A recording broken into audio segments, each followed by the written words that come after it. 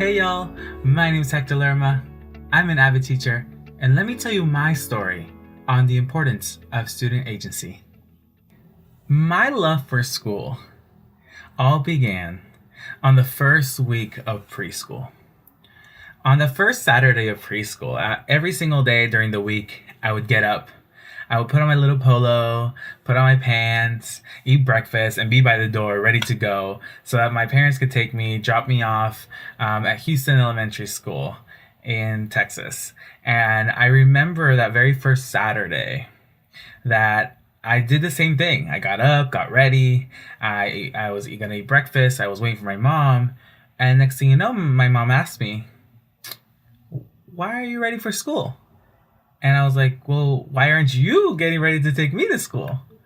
And she said, "There's no school on Saturday." And my first immediate reaction was to start bawling. I was very fortunate that while growing up, I always had teachers that saw something in me. They gave me a lot of student choice throughout my growing up while in school.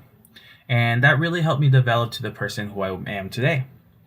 Actually, I went to school I went to school in Texas. I went to school in Tijuana, Baja California, Mexico. And I finished most of my public education schooling in San Diego, right by the border. And throughout my whole entire, K through 12 career, I had wonderful teachers that were able to see a spark in me, that they knew how much I really enjoyed learning, and they gave me a lot of agency while growing up.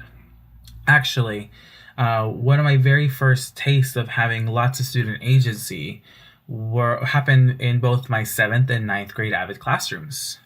My 7th grade AVID teacher was my very first one, Miss Mayen, and then in ninth grade, Mrs. G. Both of them did a really good job at building relationships with my classmates, but with myself. Until today, actually, I still speak with Mrs. G, and she even showed up to my college graduation at UCLA back in 2016. So, one of the things that I've noticed as I have managed to grow through AVID is the power that student relationships and giving students the ability to learn and grow by creating moments of vulnerability can really make a difference in a student's learning journey.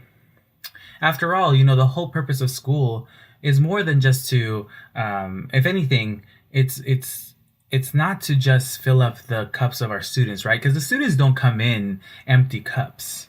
Students come in with their own knowledge and growth that they have from their cultural capital, from their families, their grandparents, their guardians, and those who are around them. Students come to school already with stuff, with knowledge, right? What we just do is help look at the areas and we identify those places where we know our students can shine, and we help raise them, So as I went through my educational career, my educational journey, I eventually found myself in my own classroom teaching AVID. And one of my biggest things with my students, to mirror what my AVID teachers and my educators, all of those who added a rung to my ladder while I, tried to reach what I considered success, I wanted to give that back to my students. And I found myself teaching in San Diego, in a school where I saw students who identify with similar identities as myself, demographics, and just personalities, right?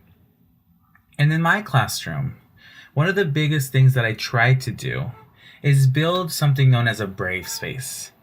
Now, I know there's this notion of safe spaces, and I will tell all of you that I do not feel comfortable calling my classroom just a safe space. Because our students are coming into our classrooms with more than just being ready to learn. Our students come in with their traumas, with the injustices that they face outside in the real world, Because as much as we say we want to prepare them, right, they are living it. They are in the real world. And so they come into our classroom, and I've had students in my AVID classrooms that I know would harm each other outside, whether it's by gossiping or, bullying. I also had students who would come in and, tell me that they weren't comfortable sitting by this person, and I had to be knowledgeable of that, because as much as I had this idea of a safe space, my students, no matter what, not everyone's going to feel safe. So then what do you build instead? And there's this idea of the brave space. And with the brave space, what you do is you allow for student choice and agency in participation and in sharing their story. I have managed to see students who maybe have been, again, hurt, who have hurt one another, or who have managed to break a relationship of some kind, make amends in the classroom, because I allow for moments of vulnerability, moments where students can share their own stories to basically, tell their classmates, like, this is who I am, and this is what has made me the person who I am so far, but this is who I want to be, right? And a lot of the times, by teaching through mirrors and windows, you're able to allow students to open up a window so that people can see within. And at the same time, sometimes students will see each other as mirrors. Like, oh my God, I identify with that person. And maybe that person was someone I didn't talk to before, or someone who I had a different bias about or precognition because of, how middle school students have those like social norms, right? And in my classroom, they're able to connect. And then those are the beautiful moments of where student agency shines. Because if you allow students to step up, share their personal narrative, share the bio poem, and if you also are vulnerable in the classroom by sharing who you are, the students will start seeing each other more than just students, but rather as human people. I share my story with my students all the time. I like to tell them about moments in college where I didn't do so well, failures.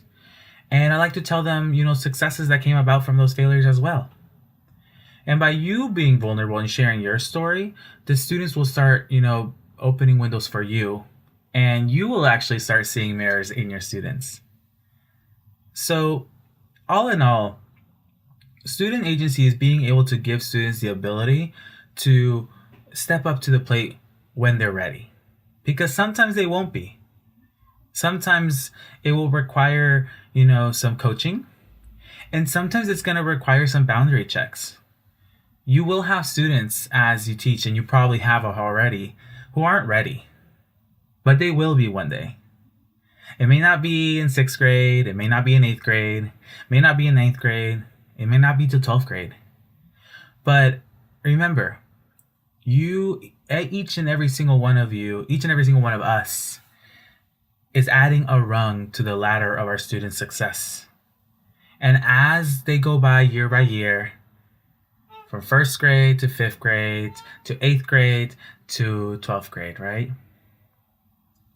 You giving the choice for the students to be who they are, and you giving the choice for looking at your student and helping them shine by becoming them who they want to be, is really going to help them grow and blossom into the person that we know they can be and who they know they can be.